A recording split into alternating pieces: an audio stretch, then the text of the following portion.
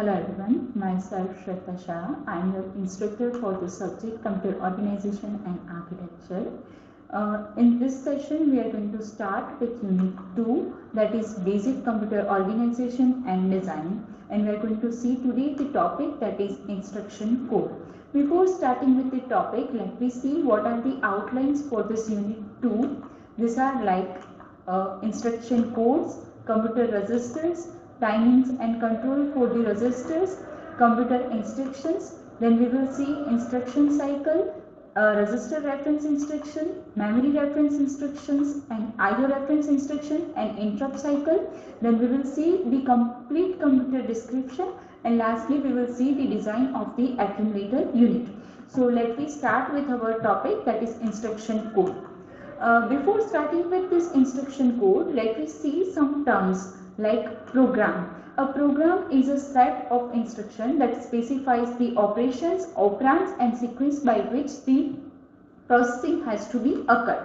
The data processing task may be altered by specifying a new program with the different instruction or specifying the same instruction with different data. So we will get the flexibility. Second term is a computer instruction. The computer instruction is a binary code that specifies the sequence of micro operation for the computer. The instruction codes together with the data are stored in the memory, and the computer reads each instruction from the memory and places it in the control register. The control then interprets the binary code of the instruction and proceeds to the execute it by issuing the sequence of micro operation. So by this way our instructions are executed in terms of program. Next term is an instruction code. The instruction code is a group of bits that instructs the computer to perform the specific operation. It is usually divided into two parts, operation part and address part, and each are having their own particular interpretation. For example, if we see instruction ADD 457, here ADD is the operation part and 457 is the address part. This operation part will specify which operation is going to be performed, and address part will specify where your data is stored on which you are going to perform the operation that is specified by the operation part. Next term is an operation code, or you can say opcode. The operation code of instruction is a group of bits that defines such an operation such as add, subtract, multiply, shift, complement. In previous example, we have seen the add opcode. Okay, that is also known as an operation code or opcode. The number of bits required for the operation code of instruction will depend upon total number of operations that are available in the computer.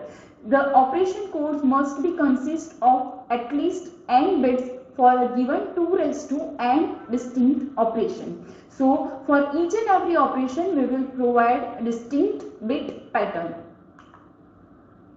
Next we will see the stored programmed organization. How we can organize this program that we have stored in a memory. The simplest way to organize the computer is to have one processor register and instruction code format with two parts. This first part that will specify the operation to be performed, and the second part will specify the address. The memory address tells the control where to find the operand in the memory, and the operand is read from the memory and used as a data to be operated on together with the data that is stored in the processor register, and your operation is performed. Next we will see the figure that will we can see the how we can organize this program, and this instructions are stored in one section of memory and data is in another section. So here we have divided this whole memory, that is of 4096 cross 16, into two parts. One part is for instruction and second part is for operand, or you can say instruction, that means you have stored their program, and operand, that means you have stored their data. And each and every instruction has their format, like or you can say it has a two parts, like operation code or opcode part and address part, and data will be of 16 bit. Okay, here we have used operation code of 4 bit. that is 15 to 12 bit, and next 0 to 11 bits are used for the address part. So let me further see here. Memory is of 4096 words, so we will require total 12 bits. Why 12 bits? Because 2 raised to 12 is equals to 4096. To provide address, unique address to each and every 4096 location, we will require 12 bit pattern to identify each and every location. So we will require 12 bit address. If we store each instruction code in 16 bit memory word, we will have available 4 bits for the operation code and next 12 bits for the address part. We have used 4 bit for the operation code, that means we have 2 raised to 4 is equals to 16 possible operations with our instruction format. Okay. The control will read 16-bit instruction from the program portion of the memory, and it uses the 12-bit address part of the instruction to read the 16-bit operands from the data portion of the memory. Okay, the first it will read the 16-bit instruction, then it will find out the which operation is going to be performed from this 4-bit, and then it will find out the address part from next 12-bit, and at that location that is given by this 12-bit your data is fetched and then your operation is going to be performed. So the execution of the operation then will be completed. Let me see what is the accumulator. The computer that have a single processor register usually assigned to its name is accumulator, and we will label it as a AC.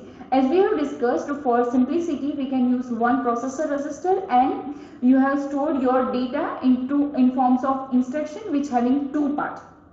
Here the processor register is the accumulator. Generally the operation is performed with the memory operands and the content of the accumulator. This type of instructions are known as a memory reference instruction. So your one content is an accumulator, another content is specified in the instruction, and then operation is performed and result is going to be stored into accumulator. This type of instruction is known as a memory reference instruction. Another type of instruction is a non-memory reference instruction. If the operation in the instruction code doesn't need an operand from the memory, the rest of bits in the instruction can be used for other purpose. For example, operations such as a clear accumulator, complement accumulator, increment accumulator operates on the data which you have stored in the accumulator register. They do not need the operand from the memory.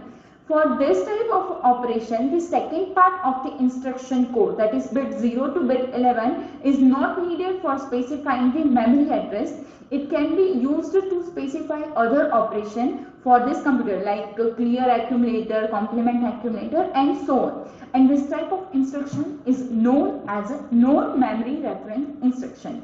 Okay. Next we will see the addressing methods, that is known as a direct addressing and indirect addressing methods of the memory. So when the second part of the instruction specify the address of the operand, the instruction is said to have direct address. And while in indirect addressing, where the bits in the second part of the instruction, that is 0 to 11th bit, stores the address of the memory word in which the address of the operand can be found, and from that location you can access your data. So in second part, or you can say in indirect addressing, address field specifies the indirect address of your data. So first you have to go to that address and find out the actual address, then find out the operand. Okay, so for this operation we will require to use 1 bit to find out whether your instruction is having direct addressing or indirect addressing. It is so if your 1 bit is for your direct or indirect addressing, so from your operation code there will be only remaining 3 bits. So you can specify 8 operation depending upon that. It consists of 3-bit operation code and 12-bit address, and the indirect addressing mode designated by I bit. And this mode bit 0 for direct addressing and 1 for indirect addressing. Likewise this. Here from this total 16 bit, 0 to 11 bits represents your address, 12 to 14 bits represents your opcode, and 15th bit, that is ith bit, that represents your direct addressing or indirect addressing. If this bit is 0, that means you have used direct addressing. If this bit is 1, you have used indirect addressing. The indirect address instruction needs two references to the memory to fetch the operand. First reference is needed to read the address of operand, and second is for operand itself. Okay. So by this way we will require total 3 part and 2 access to the memory in the indirect addressing mode. Let me see further with one example. For example, if we have instruction, this add instruction with address field 457, but with I bit is differently specified. If your I bit is a 0, if your I bit is a 1, the operation will perform same, that is addition of the content of that memory location to the accumulator, and result is going to be stored into memory. That operation is the same, but your operand will be different for a different case. For your direct addressing, your address that you have provided as a 457, address field that you have provided 457 is your direct address. So you will access the data from that location. Your operand is accessed from 457 memory location that we have already provided over here. And then for indirect addressing mode, we have to check the address field. That address field specifies the location. So you have to first go to that location. Here this address field specifies 300. So we have to first go to 300 location.